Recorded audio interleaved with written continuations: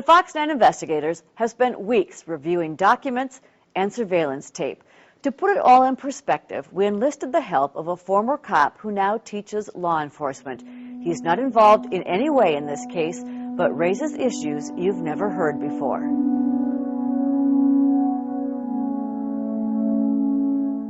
He looks. That doesn't mean there isn't a way that could have happened. Because he knows. That doesn't mean there isn't a way that could have happened. I just can't come up with it. That police shootings often involve more than meets the eye.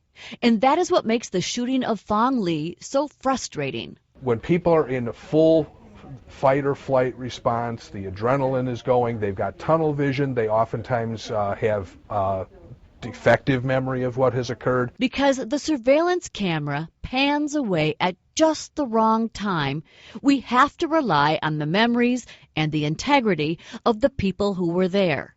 Mark Robbins spent 25 years in law enforcement and now teaches it in Mankato. But you know what they say, evidence or absence of evidence is not evidence of absence. And in this case, what you don't see is as important as what you do. Well, you look at that video. I mean, a lot of us have looked at it many, many times. Minneapolis Police Chief Tim Dolan is convinced his officer made the only decision he could while chasing a teenager he insists was armed. He's carrying a gun.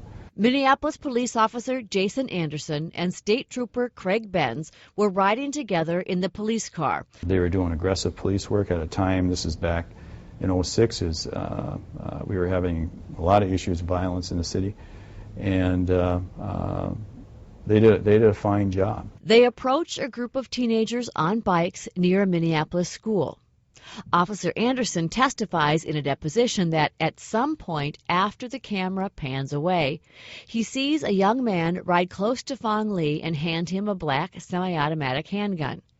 Anderson says Lee, quote, holds it in his right hand and tries to continue pedaling. In his deposition, the trooper is far less clear about what he saw the two exchange. The lawyer asks, "What did you see? What did the object look like?" The trooper says, "I can't recall." Benz does later testify that before the chase began, he did see a gun in Lee's hand. You have two officers that saw the gun. The school surveillance camera picks up the action as Lee and another young man jump the curb. The squad car follows. That's Lee on the left side. He appears to be falling or jumping off his bike. In their depositions, multiple witnesses say the squad car struck Lee's bike. A man we interviewed 3 years ago told us, The police hit him by, I think, his back tire. And then he flipped. We can't see for ourselves because, again, the camera pans away. The man accused of handing him the gun was asked in a deposition, "Were you carrying a gun that day?" He answers, "No." All of the other teens at the scene also testified no one had a gun, and they testified this deposition was the first time anyone had talked to them about the case. No one interviewed any of the young men that were with Phong Le when this date happened, when this terrible tragic incident happened. Unbelievable. Rich Hector is representing Phong Le's family.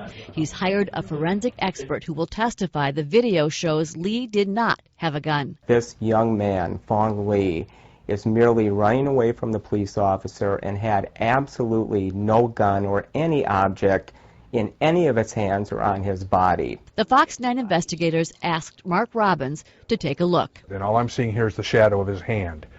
And we're not seeing a firearm would have to protrude out some. You know, I'm pretty confident there's no gun in his hand at that moment. Compare that to the officer as he rounds the same corner in about the same spot. His gun is clearly visible in the shadow. Our expert says both hands on it means he's now gone into shooting mode. We heard some shots, like 4 shots. Officer Anderson shoots Lee 3 times from behind. Anderson testifies. After he was knocked to the ground from the first 3, the gun was still in his hand, and I was still yelling, "Drop the gun, drop the gun." At that point, he was laying on his back and raised the gun up a 3rd time, and that's when I shot 5 more times. They're just concerned that it's just like slaughtered him. We asked our expert if Lee was on the ground and had the gun in his right hand, how can he also have what appears to be blood in his palm? There should never be blood in the palm of a shooter's hand. Let me pause this. And it'll come kind of back around. Because if I'm shooting close enough contact to get blowback, the blowback's only going to come onto my hand and onto the firearm. It's not going to come into the palm because the palm is closed and the gun's in there. Robbins is speaking theoretically.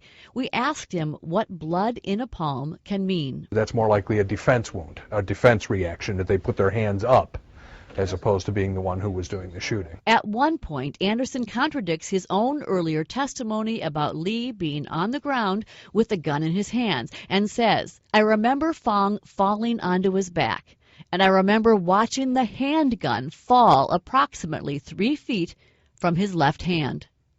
Robbins can't reconcile the two statements. I can't come up with a scenario where the gun ends up 3 feet on the left if he raised his hand with it after he was already on the ground. If Lee's empty hands were up in the air, could that also explain how he was shot in the left hand between his third and fourth finger in a slightly upward direction? His left hand and arm are full of blood. But there is no blood, no DNA, nor any fingerprints on the gun near him. If only the school surveillance camera hadn't panned away, those questions might have been answered long ago. While police are adamant Lee had a gun, his family and its attorneys are equally adamant Lee did not have a weapon in either hand. The case goes to trial later this month. I'm Trish Van Pil.